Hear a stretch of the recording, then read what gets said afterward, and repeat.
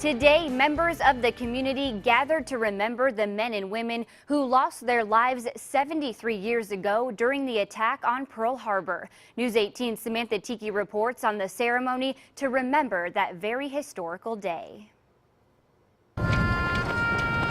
It was a day in United States history that lives in infamy. Death and destruction, shock and disbelief, fear and mounting outrage were experienced by those who were there at the time. Sunday morning, veterans and community members gathered to remember the attack that took place on Pearl Harbor 73 years ago. On the morning of 7 December 1941, the largest airborne attack force ever assembled by the Imperial Japanese Navy struck Oahu's military installations and plunged the United States into World War II. For more than 20 years, the Tippecanoe County Veterans Council has gathered at Greeley Plaza to remember those who lost their lives during the 1941 attack on Pearl Harbor. Veterans Council President Tim Hilton says the observance allows the community to remember the historical significance of that day. It's the history of our country.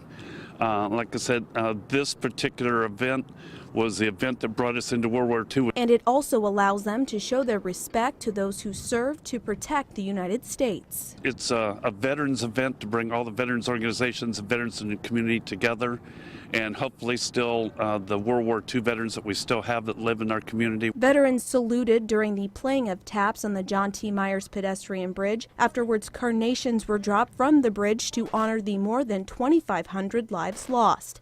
Hilton says it's also a way to pay tribute to those who fought to protect the United States during World War II. Our job that we have chosen is to protect the innocent around the world. And that's what we did here. You know, they brought us into the war, and then we provided the security and the tact to defeat the Japanese and save the innocents around the world. Reporting in Lafayette, Samantha Tiki, News 18.